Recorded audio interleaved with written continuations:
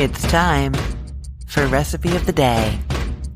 It is definitely winter, and if you want some tasty barbecue grilled kind of chicken, but it is too snowy where you are, or you don't have a outdoor grill set up this time of year, I've got the solution for you. Baked barbecue chicken legs. This recipe uses a great technique where we actually pull the skin back on the drumsticks, get the seasoning on there, put the skin back in place so that the meat is really well seasoned, and then we're using high heat so that the skin doesn't get rubbery even after you add some barbecue sauce and bake it a little bit more. The skin is not going to be crispy. This is not like my crispiest baked chicken drumsticks, which I will link to in the show notes of this podcast episode. It is not like that, but it is definitely not rubbery, which you do sometimes encounter when you have a barbecue sauce chicken leg. You know what I mean? These are full of flavor, juicy chicken meat, really nice barbecue flavor, a little bit of char, no rubbery skin, delicious. To start, what kind of chicken am I talking about? I am talking about chicken legs that are sometimes called drumsticks. So it's just that one bone with the meat on it, not the chicken leg quarters, which are the chicken thigh and the drumstick attached. I will link to a recipe for baked chicken leg quarters that you can use, but I'll also just say that the quarters, while being larger than just a drumstick, aren't that much thicker, and so they cook in about the same amount of time, maybe just a little bit of extra, so you can totally follow this recipe if that is what you have. Alternatively, you can use bone-in chicken thighs with or without the skin. I'm going to be talking about the skin in a minute. You can follow the exact same instructions. If you have boneless chicken thighs, though, you're not going to want to follow this recipe. Instead, I will link to a baked chicken thigh recipe for you that you can use instead.